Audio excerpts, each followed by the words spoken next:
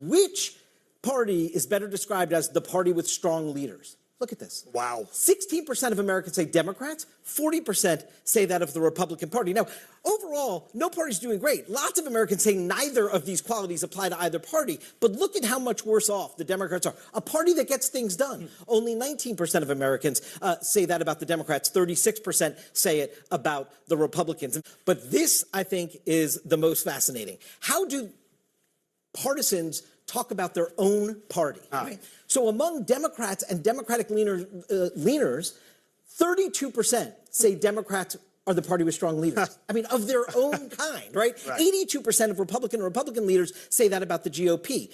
Only 41% of Democrats say they're the party that gets things done of their own kind.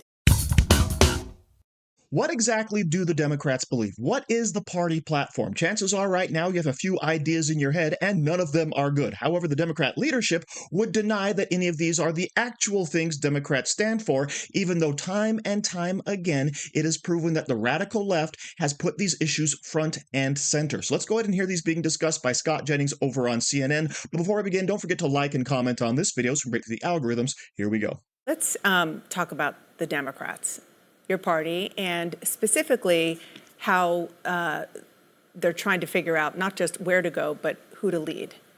Not 2026, but 2028. There was an event in South Carolina, which is a very important political state, yesterday, and there were appearances by two high-profile governors, Tim Walz of Minnesota, who was on the ticket with Kamala Harris, and Wes Moore of Maryland.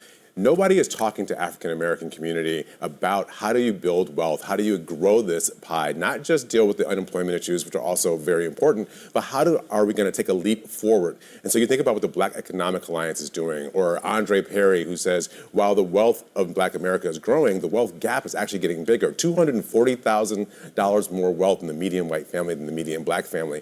Those are the kind of issues that African-American men want to hear about. And we think about Donald Trump, who got 22% of African-American men in the last election.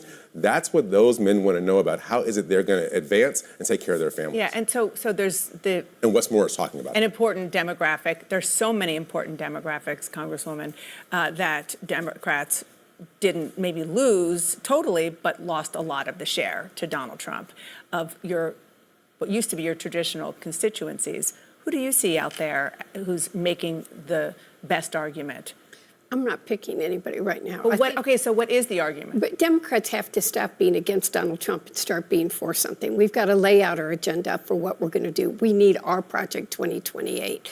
I love Wes Moore, and he is doing a good job. But, you know, just to remind everybody here, I told you Hillary Clinton was going to lose in 2016. We had lost the union halls 8 years ago. We need to understand what working men and women want to talk about, which is economics, job security, how much food costs, what the cost of living is every single day.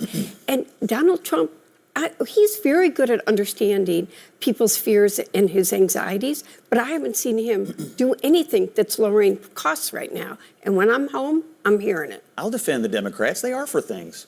Illegal aliens, you're for boys and girls sports. I mean, you are for things. And that's why you have such struggles right now in your party, because you're not for anything that's on the right side of any of the 80-20 issues that are driving this cultural divide in America. I think Wes Moore is actually a pretty talented communicator. The other person who spoke in South Carolina, Tim Walz, is this special mixture of extreme buffoonery and a mean spirit, which is a toxic brew. He is not the future of the Democratic Party. Moore is interesting. Probably more interesting than some of the radicals you have out there, Crockett, AOC. I mean, those are the true leaders of your party right now, but it'd probably be better off replacing them with... That's not true, and I'm not going to even let you... It's not true, and here's the thing. What Democrats are for is for an exceptional America, an exceptional place. Correct. And I think one of the things that's very concerning to me about what's happening with Donald Trump right now is he's trying to make America very regular.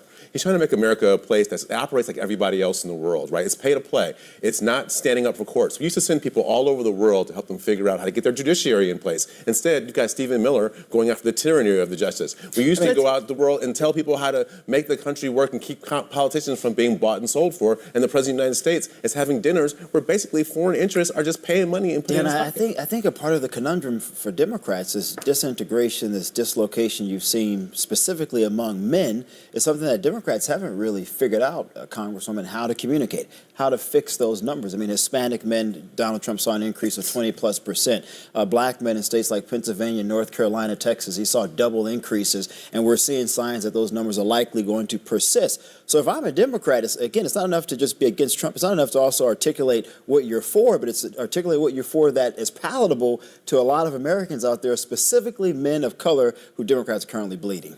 Real quick. Look, I'm just going to tell you very quickly, we do get it. We're out there. We got a lot of young people out there working with them, and I'm not going to disagree. We lost all of them, but I think we've had a wake-up call, and we're working now to make sure we get it, and Donald Trump hasn't delivered to them.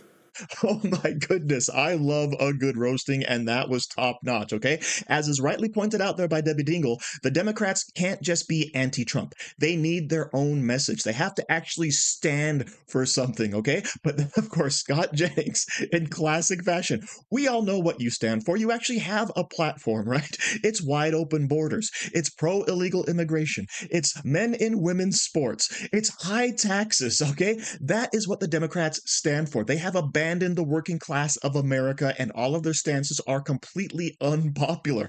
And when he points out also, oh, the Democrat party heads are the radicals, the AOCs, the Jasmine Crockett's, that's what the Democrats have to come in and say, oh, no, that's not true whatsoever. We don't agree with that assessment, only there's a slight problem there. As is seen over here, yes, there's a poll conducted about a month ago that shows that, yes, the American people see AOC as the face of the Democrat Party. She's the most recognizable, and she's one of the most radical. So don't come out and claim that, yes, the Democrat Party is the same as the party of yore, the party that actually had wide union support, the party that supported the American people, because that is no longer the case. And as Scott Jennings rightly points out, the message that is being heard loud and clear from the Democrat Party is the same message being delivered by Tim Walz, right? The toxic brew, as it were.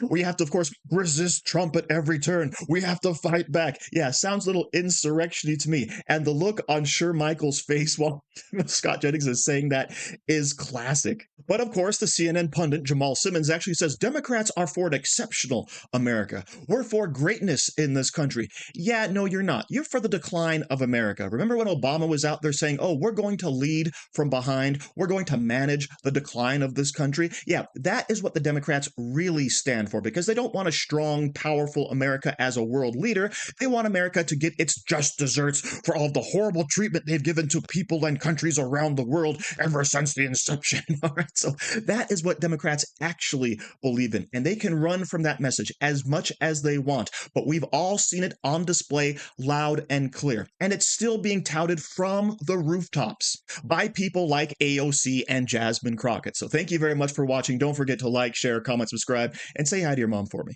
Do you like t-shirts? Of course you do. And now you can support the channel by buying an Angry Teacher t-shirt designed by me, Angry Teacher. So if you like America, if you like freedom, if you like liberty, then go ahead and click the link in the description, where all designs, of course, are 100% mother approved. So enjoy yourself and find something you like today.